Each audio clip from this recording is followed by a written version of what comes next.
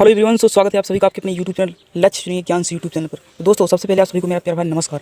तो दोस्तों, चलो आज की वीडियो कंटेंट को शुरू करते हैं। तो दोस्तों, ये है आपके सामने क्लास 10 यूपी बोर्ड पेपर। भाई साहब, पेपर ने तो धमाल मचा दिया। तो दोस्तों आओ देखते हैं यहाँ पे इस पेपर का एनालिसिस, इसमें क्वेश्चन कैसे आए हैं और आप लोगों ने कितना तक हल किया है दोस्तों।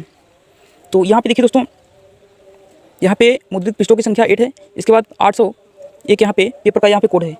2024 हिंदी का है, समय 3 घंटे यहाँ पे दिया है। और यहाँ पे देखा जाए निर्देश, यहाँ पे टर्म कंडीशन ये दिया है कि प्रारंभ के 15 मिनट परीक्षार्थियों को प्रश्न पढ़ने के लिए निर्धारित हैं। सभी प्रश्न अनिवार्य हैं, इस तरह से यहाँ पे दिया है। और आपका यहाँ पे 2 खंडों में पेपर है।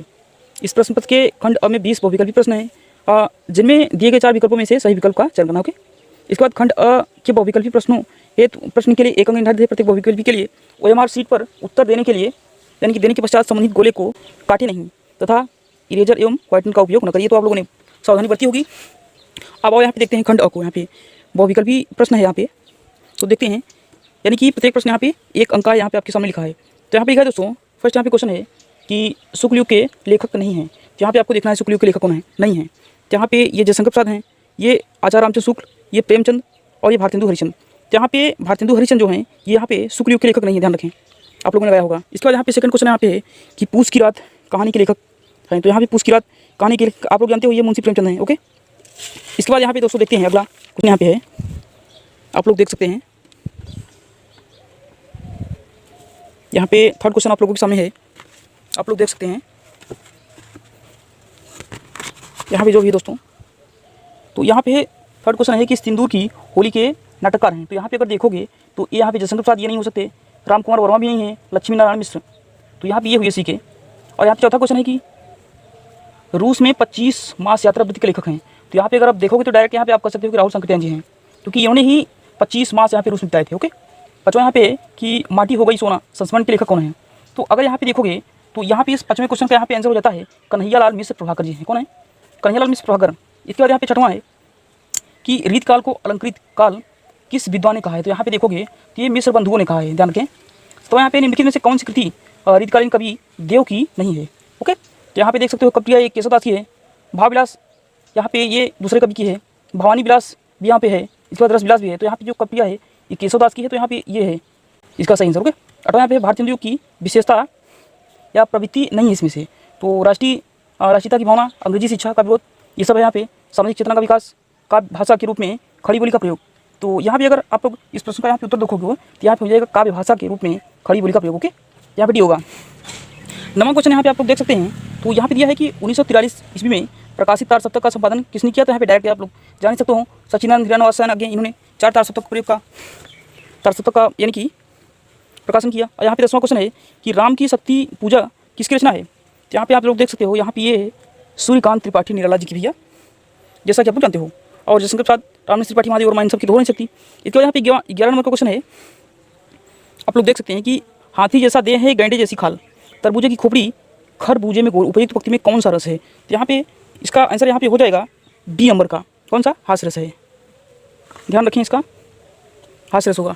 इसके बाद यहाँ पे अगला क्वेश्चन यहाँ पे देखते हैं हम लोग, 12वां अपना है कि उस काल मारे क्रोध के तन कांपने उसका लगा, मानो हवा के वेग से सुता हुआ सागर जगह। उपयुक्त रेखांकित पंक्तियों में कौन सा अलंकार है बताओ। तो यहाँ पे अलंकार हो जाएगा उत्प्रेक्षा अलंकार। ओके, 13वां क्वेश्चन है कि जो सुमिरत सिद्धि होई गण नायक कईवर बदन, करो अनुग्रह सोई बुद्धिरास शुभगुण सदन। तो उपयुक्त पंक्तियों में प्रयुक्त छंद है कौन सा है? सोरठा है कि रोला है कि दोहा है कि यहाँ पे कुंडलियाँ हैं। तो यहाँ पे कौन सा है? यहाँ पे है सोरठा, है ना। 14वां यहाँ पे है कि निम्नलिखित में से किस शब्द में अनु उपसर्ग का प्रयोग नहीं हुआ है। तो यहाँ पे अनुकरण इसमें है, अनुत्तरण इसमें है, और यहाँ पे अनुशासन इसमें भी है, और यहाँ पे अनुवाद। तो यहाँ पे किस में नहीं हुआ है? अनु यहाँ पे पूछ रहा है, अनु, ठीक है। तो यहाँ पे इसका हो जाएगा सी, अनुत्तीर्ण। 15वां है कि नीलकंठ में सप्तपद में प्रयुक्त समास है, द्वंद्व समास है, या बहुब्रीहि समास है, द्विग समास है, या अव्ययी भाव समास है। तो कौन सा है? तो यहाँ पे है बी, बहुब्रीहि समास है। 16वां है कि बादल का पर्यायवाची शब्द नहीं है, कौन सा है? नीरद भी है, जलद भी है, अम्बुद भी है, जलज है। ओके, यानी कि द जिस अब लगा है वो सब बादल का पर्यायवाची है, लेकिन यहाँ पे जल है, जल यहाँ पे आ गया ना, तो जलद जो लगेगा तो यहाँ पे पर्यायवाची नहीं होगा इसका। 17वां यहाँ पे ये युष्मद यानी कि ये संस्कृत का जो धातु रूप है। तो सर्वनाम शब्द का तृतीय एक वचन रूप है किसका? युष्मद यानी कि तुम का। तो यहाँ पे कौन है युष्मद का? यहाँ पे हो जाएगा त्वया, ओके, तोम युयाम युयम, इस तरह से अगर पढ़ोगे तो यहाँ पे तो आएगा। 8वां है कि आंधी आई और हम घर भागने लगे। रचना के आधार पर इस वाक्य का प्रकार है क्या है, सरल वाक्य है या मिश्र वाक्य है या संयुक्त वाक्य है या इनमें से कोई नहीं, कौन सा है? तो यहाँ पे है संयुक्त वाक्य। ओके, 19वां है कि महात्मा बुद्ध ने विश्व को शांति का संदेश दिया। इस वाक्य का वाच्य बताइए, कर्तवाच्य है या कर्मवाच्य है, भाववाच्य है या इनमें से कोई नहीं, कौन सकता है दोस्तों? यहाँ पे कौन सा हो सकता है? यहाँ पे होता है कर्तवाच्य होगा भैया। 20वां पे है कि वह अचानक चला गया। वाक्य में प्रयुक्त अचानक पद का व्याकरणिक परिचय क्या है, यानी कि व्याकरणिक परिचय है तो क्या है यहाँ पे, संज्ञा है या सर्वनाम है या क्रिया विशेषण या क्रिया? तो यहाँ पे वह अचानक चला गया, यहाँ पे कह रहा है ना, वाक्य में प्रयुक्त अचानक पद का व्याकरणिक परिचय क्या है, तो यहाँ पे होगा क्रिया विशेषण। ओके, तो इस तरह से यहाँ पे ये आप लोग का 20 यहाँ पे वो विकल्प ऑब्जेक्टिव हुआ। उम्मीद है कि आप लोग अच्छे से किए होंगे। अगला यहाँ पे देखो, यहाँ पे 21 नंबर का क्वेश्चन है कि निम्नलिखित में से किसी एक पद्यांश पर आधारित सभी प्रश्नों के उत्तर दीजिए। यानी कि यहाँ पे 2 दिया है, यहाँ पे इसको करिए या इसको, यहाँ पे दोनों में से किसी को करना है, इसके लिए 6 मार्क्स हैं, तो आप लोगों ने किया होगा। इसके बाद यहाँ पे 22वां अपना क्वेश्चन है कि निम्नलिखित में से किसी एक पद्यांश पर आधारित प्रश्नों के उत्तर दीजिए। ये भी 6 मार्क्स का है। खंड यहाँ पे कौर खंड दिया है कि उधो जाऊँ तुम ही हम जाने, श्याम तुम्हें यहाँ कौ नहीं पटे हो, ये है यहाँ पे। और चाहे चाह नहीं मैं सुर वाला के भावों में गुथा जाऊँ, और चाह नहीं मैं प्रेमी वाला माला के बिन प्यारी में हिलाऊँ, तो इनमें से किसी एक का शब्दार्थ पूरा सही लिखना है। इसके बाद यहाँ पे यानी कि यहाँ पे क्वेश्चन इनका दिया है, इन्हीं के आधार पर हमें देना है तो ना, यहाँ पे ये भी दिया है, ठीक है। और यहाँ पे 23 नंबर क्वेश्चन है कि नीचे दिए गए संस्कृत गद्यांश में से किसी एक का संदर्भ सहित हिंदी में अनुवाद करना है, वाराणसी वाला। ये तो बहुत मोस्ट है, ये आता है बार बार। इसके बाद या तो ये करिए या यहाँ पे ये करिए, एकदा बहुवचना धूमयानम रेलयानम, ये वाला जो है, तो इसमें से आपने किया होगा उम्मीद है। अच्छा, नीचे दिए गए पद्यांश में से किसी एक का संदर्भ सहित अनुवाद कीजिए।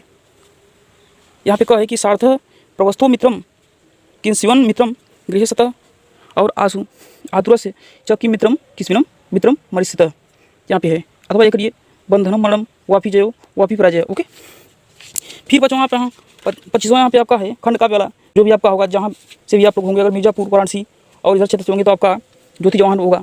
तो आपने उम्मीद है कि आप लोगों ने अच्छे से किया होगा इसको। इसके बाद यहाँ पे आपका 26 नंबर का है कि यहाँ पे है कि दिए गए लेखों में किसी एक का जीवन परिचय देते हुए किसी एक रचना का यानी कि करिए। यहाँ पे 5 नंबर का है, 3 और 5 यानी कि 3 नंबर यहाँ पे आपको जीवनी और यहाँ पे 2 नंबर उनकी रचना के लिए, तो कोई अपने अवश्य किया होगा। इसके बाद कब यहाँ पे कि दिए गए कवियों में से किसी एक कवि का जीवन परिचय देना, ये भी 5 मार्क्स का है।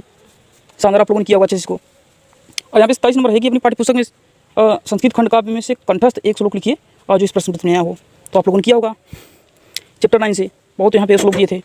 28 नंबर का है कि आपके विद्यालय के पुस्तकालय में हिंदी की पुस्तकों एवं पत्र पत्रिकाओं का अभाव है, इन्हें मांगने का अनुरोध करते हुए अपने विद्यालय के प्रधानाचार्य को पत्र लिखिए। ओके, तो आप लोगों ने लिखा होगा और उम्मीद है कि आप लोग इसमें अपने नाम का या किसी विशेष विद्यालय के प्रबंधक प्रिंसिपल या विद्यालय का नाम वर्णन नहीं किए होंगे, ये भी आपको करना था। ओके, अथवा यहाँ पे है कि अखिल भारतीय वाद विवाद प्रतियोगिता में प्रथम पुरस्कार विजेता मित्र को एक बधाई पत्र लिखिए। ओके, 29 नंबर की निम्नलिखित में से किन्हीं 2 प्रश्न का उत्तर दीजिए, 2 में से, यानी कि 4 में से 2 करना है। चंद्रशेखर का आसित, फिर बीरा किम पूजते, यानी कि चंद्रशेखर कौन है, उसके बाद बीरा किम पूजते थे, बीरा वीरन पूजते। चंद्रशेखर का आसित, चंद्रशेखर एक सेनानायक आसित। इसके बाद वाराणसी नगरी कसे नदिया खुले, तो गंगा नदिया खुले, ज्ञानम पुत्र संबोधि। ओके, तो इस तरह से आपको देना था। 30 नंबर का है कि निम्नलिखित में किसी एक विषय पर निबंध लिखना है। जल है तो कल है इस पे, मेरे सपनों का भारत, सड़क सुरक्षा या जीवन रक्षा।